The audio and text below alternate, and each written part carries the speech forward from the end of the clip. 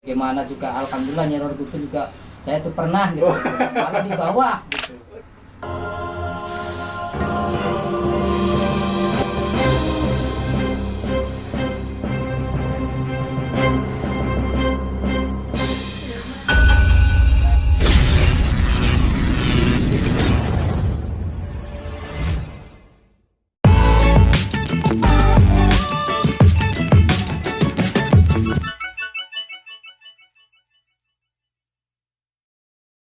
Halo semua, jumpa lagi di Ajay Art Education dan di channel saya.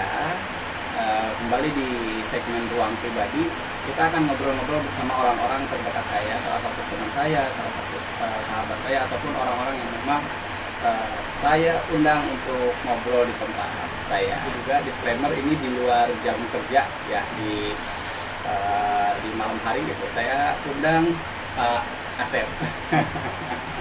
Selamat malam Pak Asep. Selamat malam ya. Iya. Kali ini saya mau ngobrolnya masalah yang agak-agak sedikit horor nih. Ya boleh aja. Ya. Mungkin barangkali pengalaman. Pengalaman. Oke. Iya, Langsung. ada hikmahnya. Iya. Dan ada hikmahnya. Mudah-mudahan ada ini. Ya. Saya pancing dulu nih dengan pertanyaan pertama nih. Apa pengalaman paling horor Pak Asep nih sampai sejauh ini? Kalau pengalaman paling horor tuh sebenarnya ada sih. Waktu itu saya di Pangandaran. Pangandaran. Daerah Pangandaran kami situ. Itu juga tahun 2000. Tahun 2000 ya. Ya. Tahun 2000 setelah saya keluar dari perbatasan Cirebon Barat dengan Majalengka itu kan ada Indonesia gitu. Oh, pernah bekerja di sana? Iya, pernah bekerja di sana 1 tahun. Setelah 1 tahun dari sana itu ada pemutihan. Di pemutihan tersebut saya memang semua juga kena. Jadi sebelum Lebaran itu biasanya perusahaan kayak gitu permainannya. Nah, permainan seperti itu kan biasa lah. Udah pemutihan seperti itu, nanti kalau ada ini lagi kesempatan lagi dipanggil lagi. Mungkin lama nggak ada panggilan.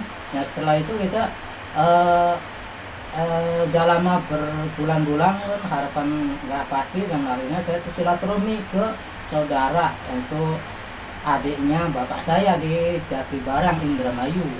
Nah, di sana saya silaturahmi setelah Lebaran ya 1 hari.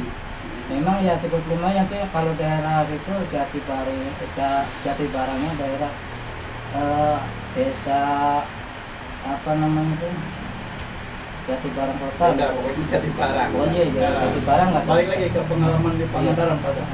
Nah dari Pangandaran tuh setelah saya dapat panggilan setelah silaturahmi dari paman saya yang di Jatibarang itu, ada panggilan bahwa saya itu kalau siap kerja ini mau berangkat gitu kan, 1 bulan kemudian itu. Nah saya siap langsung berangkat ke sana ke Jatibarang. Dari sana kita berangkat sama-sama dari orang Indramayu sampai di suatu tempat di sana di Pangandaran itu. Iya, namanya Desa Benda. Desa Cibenda. Desa Cibenda. Desa Cibenda. Nah di sana itu memang di suatu tempat yang jauh dari pemukiman warga. Ya kurang lebih ada 1 kilo lah. Itu juga kalau lewatnya lewat jalan setapak, karena kanan kiri itu empang. Semua itu empang. Ya, sedangkan saya tempat kerjanya di Hejri. Hejri itu untuk tempat pembenuran urang windu. Urang windu. Nah, urang windu itu ya memang cukup lumayan harganya per kilo, antara 90 sampai 100 kilo. 1 kilo 90 sampai 100 rupiah. 100.000 rupiah. Iya, 100.000 rupiah. Mata uang masih 50.000. Nah, dari sana kita kan kerja dari rumah itu udah diniatin untuk ibadah.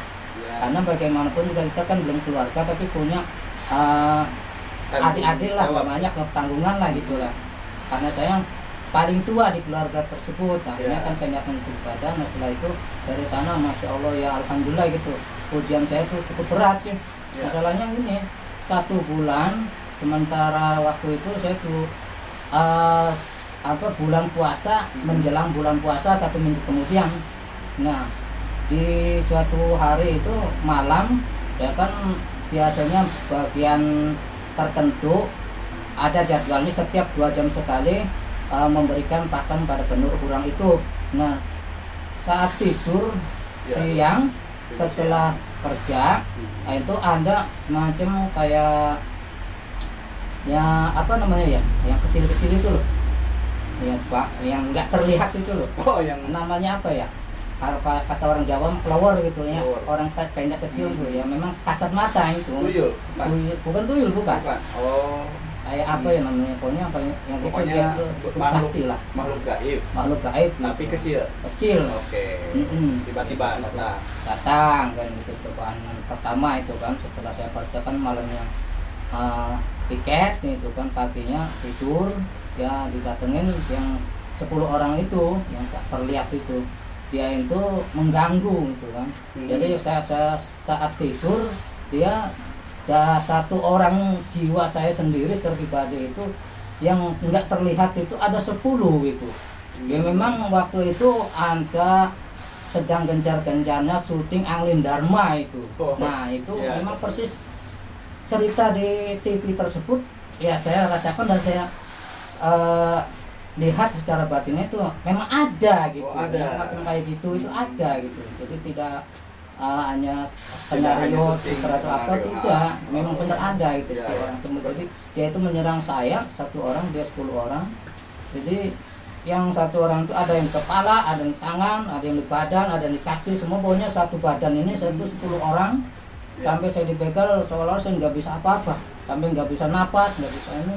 Akhirnya saya lihat, astagfirullahaladzim, kok kenapa ini kamu ganggu saya? Saya ingin tahu aja kekuatan kamu. Astagfirullahaladzim, saya nggak punya apa-apa. Yang Ya. punya kekuatan hanya Allah, saya orang biasa kok. Ya. Udah, pokoknya saya ingin tahu.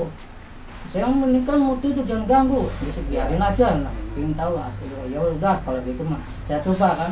Saya coba pakai takbir. Ya.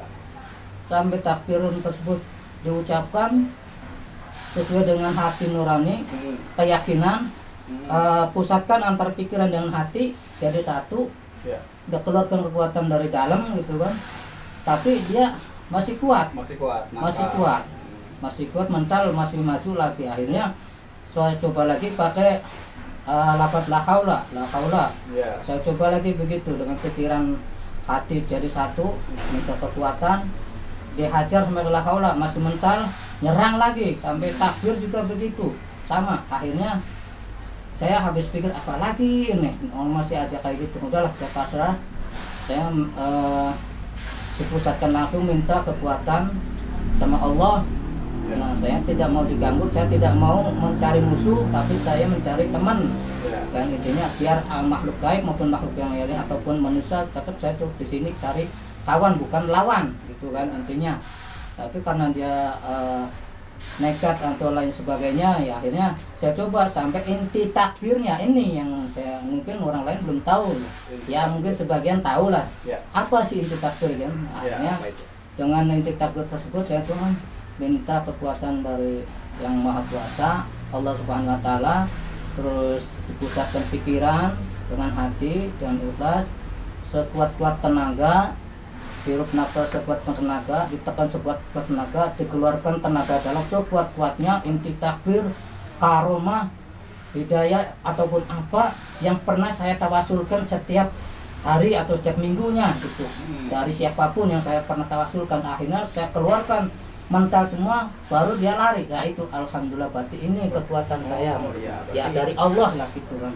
Sedangkan orang tersebut ya Oke, Mungkin 10 makhluk. 10 makhluk berarti yang tak terlihat. Berarti Iya. yang paling horor itu di sekitar Pangandaran sana. Ya. Begitu Pak Asep lagi saat itu kerjanya jadi peternak atau apa sebutannya? ya itu bisa dikatakan peternak windu sih, udang windu. Iya, Kalau jadi udang windu itu yang gede-gede. penetasan lah, Oh, penetasan dari telur sampai menjadi namanya kalau orang Jawa itu osla Osla. atau bibit benur kurang windu. Kurang, ya. Iya, yang segede paling gede itu apa, yang korek api yang kecil itu loh, korek galon lah, itu segede Iya, gitulah. oh, Paling iya. kurang lebih itu kalau segede gitu 2 bulan. Kalau 1 bulan sekitar kayak jarum pentul tuh, atau jarum dom, jarum buat kita ngaku apa itu sekitar Nah, segitulah gitu. Berarti Kalau 1 bulan.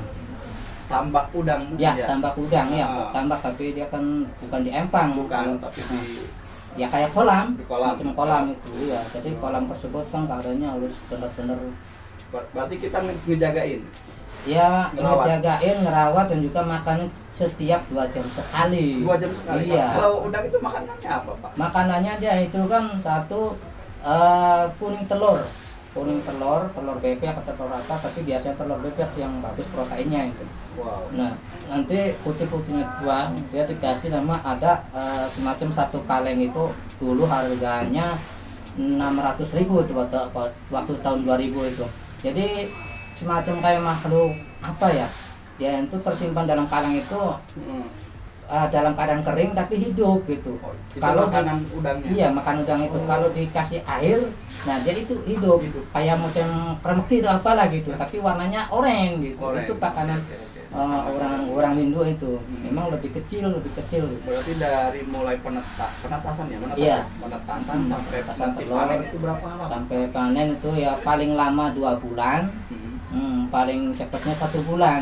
Oke, kalau sebelumnya kemarin saya ngobrol sama Pak Asep yang satunya itu Iya.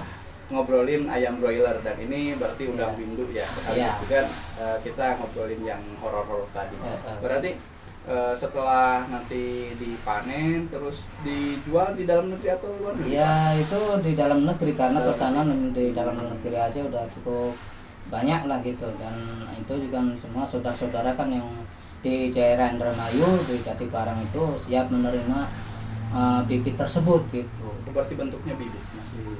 Ya Kalau kita di- menjualnya itu udah berbentuk Udah. bibit tapi kecil segitu. Oh. Nanti setelah dibungkus ya kayak macam ikan aja kan, satu plastik gitu kan, ada oksigennya kan, ada oksigennya, ada Iya, airnya iya. itu kan, nanti dibawa gitu kan.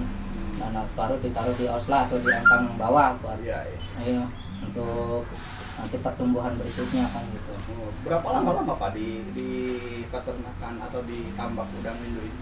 Kalau soal tambak udang sih berapa lamanya kita kurang tahu pasti sih. Enggak, kerja Pak Asep.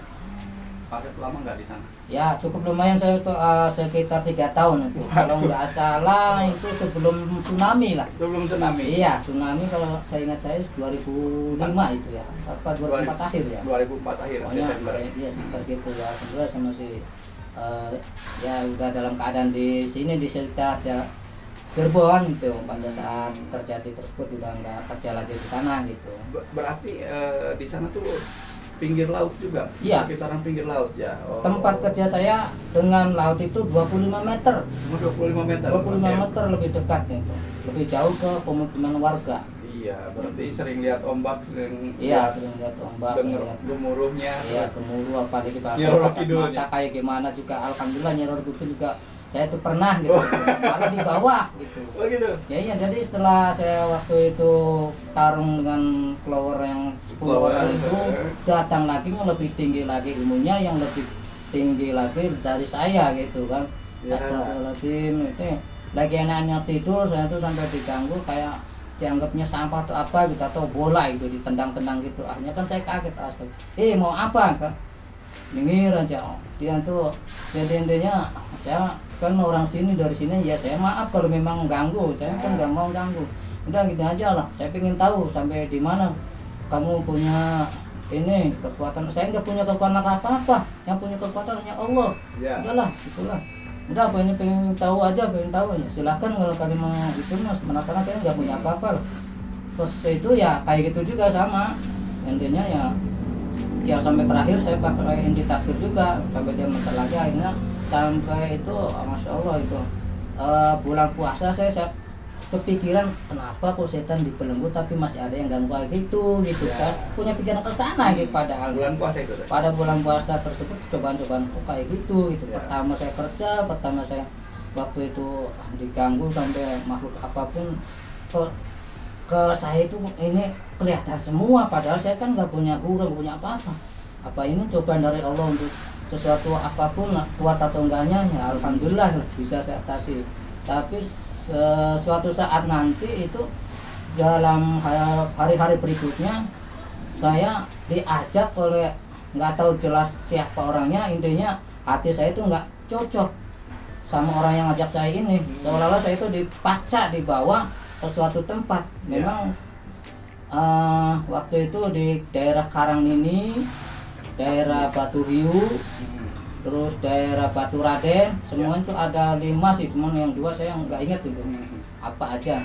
Tapi ada 5 tempat. Di suatu tempat di sana itu saya tuh kalau udah ditaruh, ibaratnya diajak dipaksa taruh di suatu tempat, dia ditinggalin begitu saja. Namanya di sana tuh orang pada datang, mau ngapain lo kesini? Loh, saya kan nggak mau apa-apain, cuma jalan-jalan aja, pengen tahu aja tempat ini kayak gini. Udah, kamu tuh mau macam-macam di sini. Enggak, saya nggak ada punya niat apa-apa. Udahlah, kamu tuh kurang ajar, kesini tuh nggak sopan. Ya saya kan gimana, orang saya juga nggak kenal kamu, nggak kenal siapa, saya juga nggak ini. Ya maaf kalau masalah saya mah, udah gini aja. Pasukan semua sini, ajar orang itu. Astagfirullah, mau ngapain? Saya nggak punya maksud tertentu, saya ingin cari kawan bukan lawan. Udahlah, saya nggak mau tahu dia hajar ini itu segala macam. Alhamdulillah saya masih bisa ngatasi. Nah, setelah itu setelah dia istilahnya saya bisa dibawa masuk ke dalam lah ke suatu tempat karena hati saya nggak cocok, nggak mau gitu kan. Ya, setelah taruh sama yang tadi ngelawan saya itu, alhamdulillah saya masih bisa diatasi karena izin Allah. Akhirnya ada lagi yang orang yang tadi itu bawa lagi ke suatu tempat lagi. Ya intinya orang yang bawa itu pokoknya bukan apalah, yang jelas itu bukan hati orang ya kayak macam orang jahat atau apalah gitu, mungkin nyoba atau gimana nggak ngerti deh sudah. Di Karangnini ya pokoknya 5 tempat itu semua saya jelajahin ya seperti itu semua.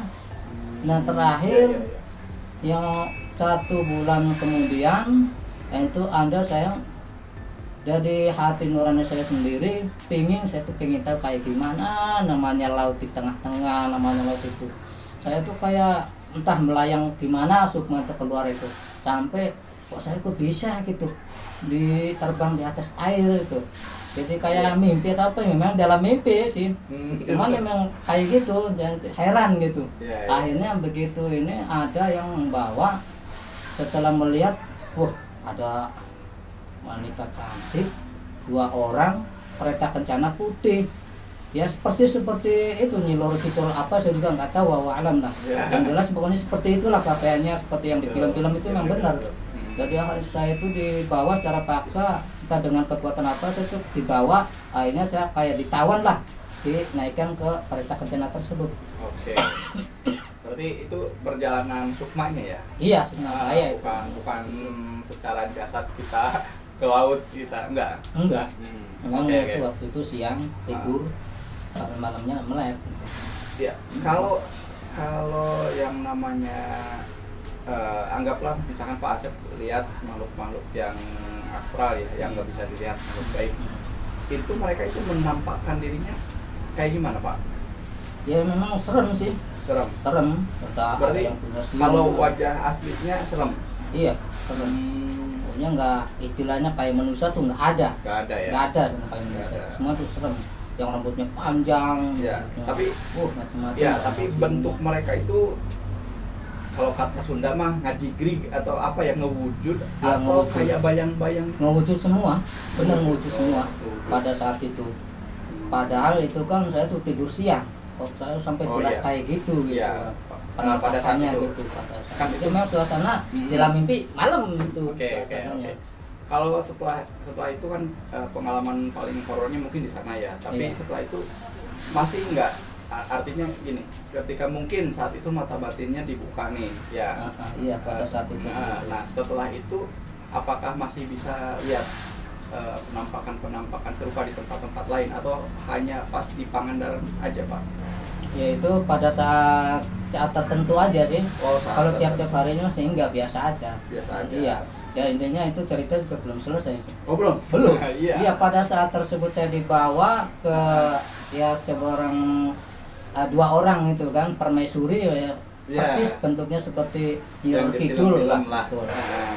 Jadi dibawa sekencang-kencangnya gitu kan.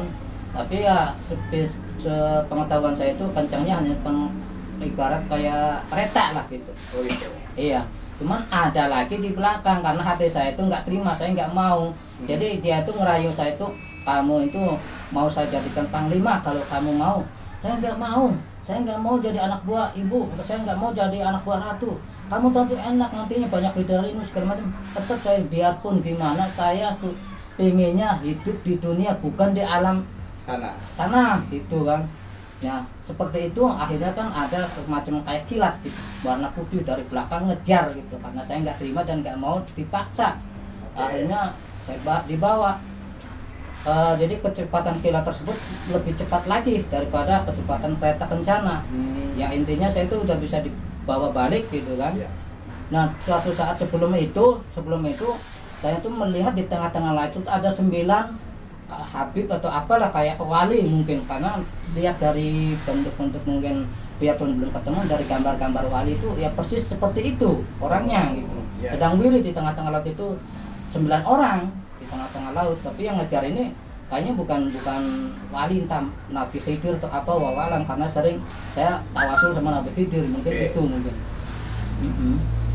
Terus diambil lagi terus. Iya, setelah sukma saya diambil, kereta kencana membawa saya itu kan akhirnya mungkin nggak kekejar atau gimana ya alhamdulillah saya masih terselamatkan gitu. Ya mungkin kalau orang lain barangkali udah nggak ada nyawa atau gimana nggak tahu. Kalau saya malah mau jadi panglima. itu nanti nggak balik lagi ke alam dunia. Betul, itu masalahnya. Iya, kapan lagi saya jadi panglima dengan banyak bidadari. Ya.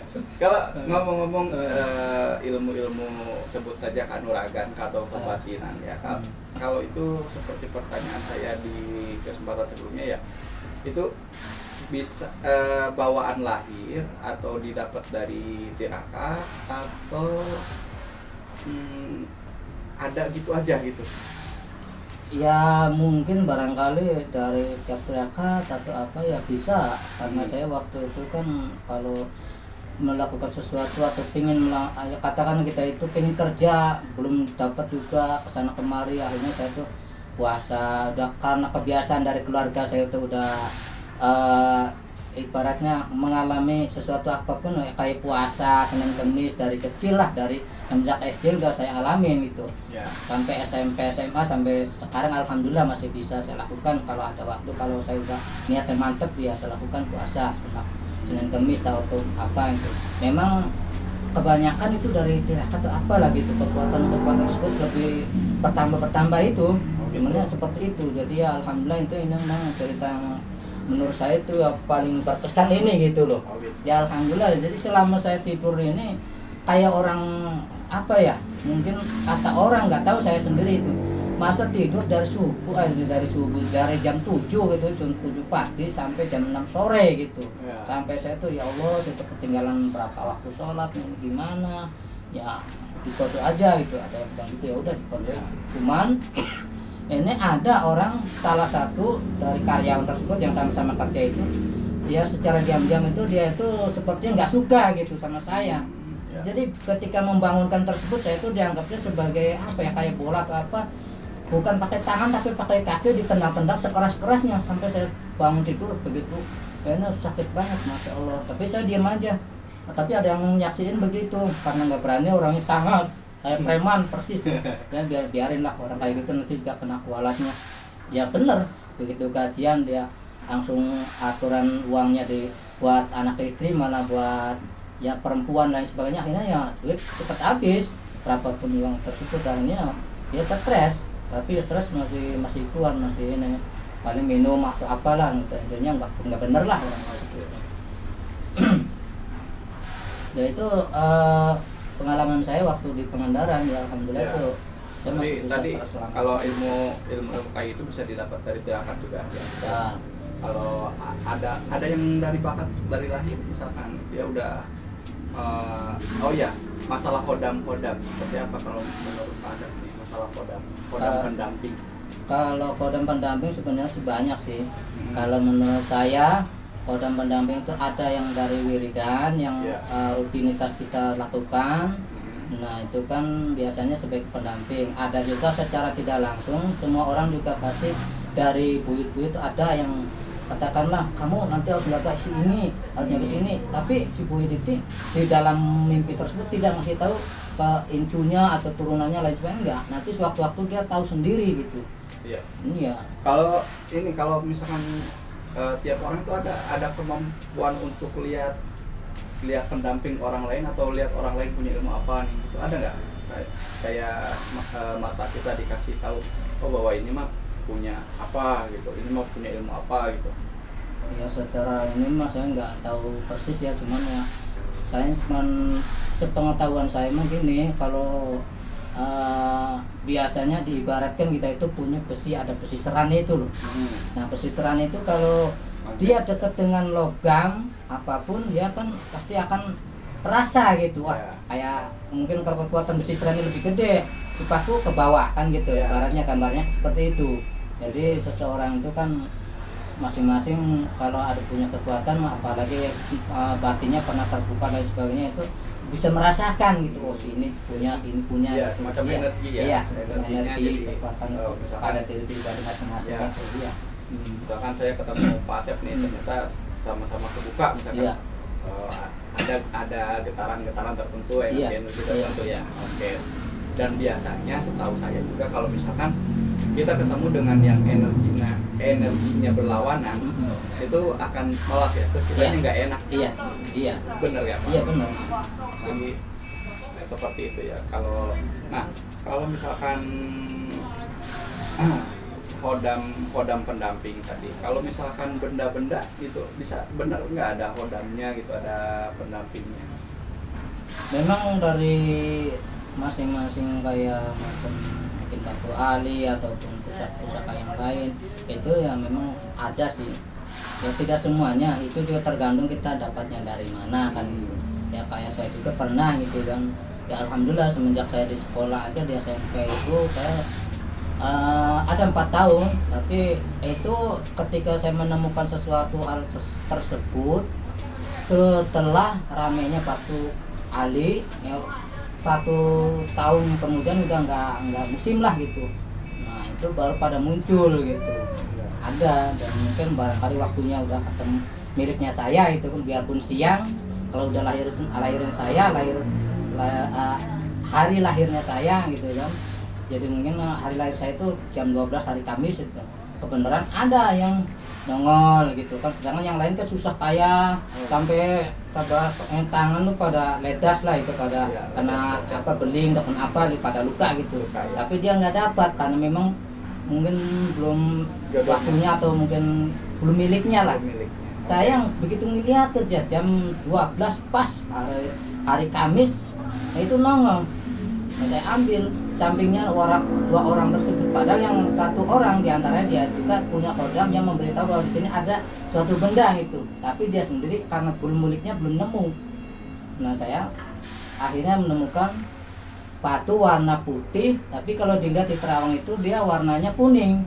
Ya katanya sih saya juga nggak begitu mengerti masalah batu, katanya sih namanya kenyang gitu. Batu kenyang gitu. Ya emang buat pengasihan lah bisa. Pengasihan. Oke.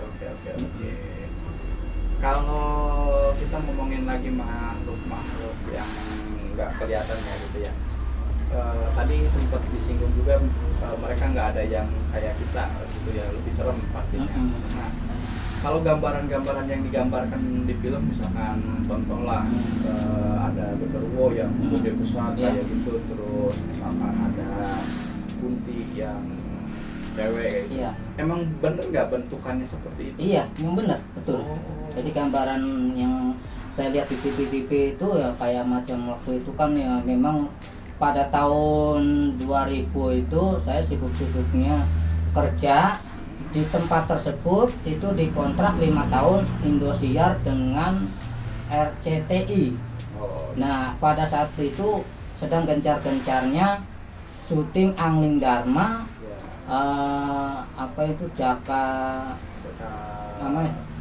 Jaka Tingkir, Angling Dharma, Nini Pelet waktu itu. Nah itu udah dikontrak 5 tahun pada RCTI sama Indosiar ini. Di tempat tertentu yang pernah saya ceritakan tadi itu memang benar ada gitu. Jadi kebayang saya melihat dari TV itu, oh ini tuh pernah saya ketemu di mana, diingat, oh iya waktu itu saya di sana, waktu di itu benar ada apa yang di TV, gambar itu persis ada gitu, apa yang saya rasakan dan yang saya lihat di alam tersebut gitu. Oke. Kalau sekarang, nah masalah tadi kan energi. Kalau seputar aura, kalau aura apa? Paham nggak? Ya sebetulnya nggak begitu sih, dengan ya sedikitnya sih ada sih, karena ini mah aura itu ya dari penampakan apa namanya, dari seseorang tersebut gitu kan. Mungkin auranya bagus atau apa gitu kan ya. Dia kan kalau orangnya biasanya pemarah atau apa, wah ini kan auranya kan beda kan, kadang-kadang kodamnya juga beda gitu kan. Iya, Oke. ya, kayak gitu. Ya, kalau setelah lama balik dari Pangandaran, pulang dari Pangandaran, nggak kerja lagi di sana, berarti sampai sekarang kita sebutlah ilmu-ilmu itu masih ada, masih bisa dipakai sewaktu-waktu. Kalau masalah itu wallahu alam, karena saya kan istilahnya apa ya, ya kalau di suatu tempat dimanapun juga, kalau tempatnya gelap dan saya tuh ya istilah nggak ada rasa takut sedikit pun gitu. Karena prinsip itu saya hanya takut pada Allah Subhanahu Wa Taala satu. Sekalipun dia preman, sekalipun itu apa, bukannya saya sombong, tapi ya saya tuh nggak ada perasaan takut ke sana kemari ke masalah itulah. Yang penting saya satu, hanya kepada Allah Subhanahu Wa Taala, cuma satu itu aja takutnya, nggak ada istilah lain. Kalau misalkan kayak di tayangan-tayangan tertentu ya, misalkan ke satu tempat kita bisa nunjukin di sini ada apa, di sini ada apa. Iya. Itu beneran bisa dilakukan atau enggak? Pak Asep sendiri bisa enggak gitu? Seenggak-enggaknya saya tuh bisa merasakan gitu. Merasakan. Iya, di suatu tempat, nah tempat ini hanya awalnya ini jelek atau bagus gitu, saya hanya cuma bisa merasakan gitu. Iya.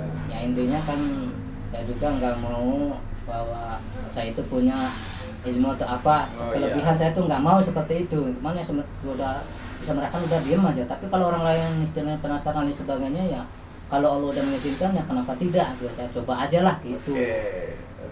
Kalau misalkan tadi ya, coba nih misalkan saya ada pendampingnya enggak, misalkan kayak gitu bisa dicoba enggak?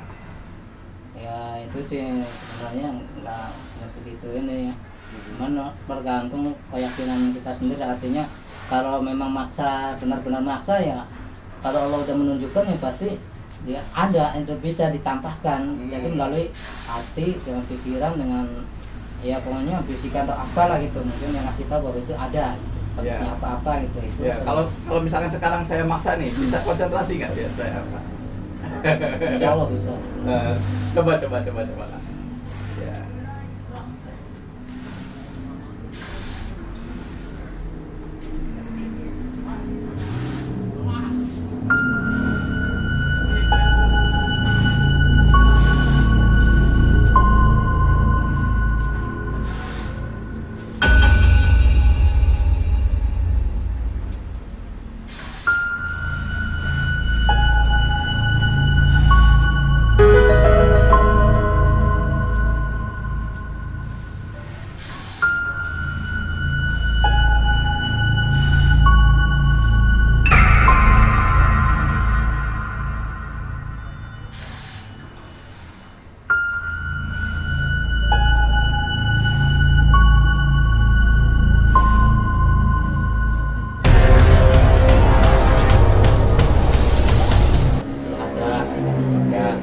Ada 3. Iya, ya satu mungkin perempuan, yang itu kan ada pengasihannya itu. Ya. Yang kalau sama cewek ngobrol atau apa ya kadang-kadang saya terserah tidak langsung dia tuh tertarik atau seneng lah. Oh gitu. Ya intinya masalah itu selebihnya nggak tahu lah. Iya. Malam. Ya. Yang Terus satu lagi yang paling bagus yang itu ada di belakang, tapi dari kepala atau apa itu dia yang membela kalau ada sesuatu apapun yang terjadi, dia siap untuk memeranginya gitu. Oke. Intinya ini titipan dari sang leluhur atau apalah, dari corona, dari kakek atau apalah. Terus yang satu lagi buat jaga-jaga di badan tersebut ya semuanya itu. Kalau ada apa-apa kan memang dia selalu ada gitu. Oke. Ya. Tapi kita misalkan tadi 3 nih pendamping nih, bisa nggak si pendamping ini tiba-tiba nggak betah terus pindah gitu? Sebenarnya sih bisa aja. Kalau hal tersebut artinya dia kalau misalkan kayak gitu, kalau kitanya menyimpang. Menyimpang. Iya, jadi Kalau yang lainnya mungkin macam kayak dari Buyutnya itu kan sementara, tapi sewaktu-waktu tetap dia setia dengan setianya, Iya. tapi selalu Gitu. ikut. Oh. Yeah, yeah.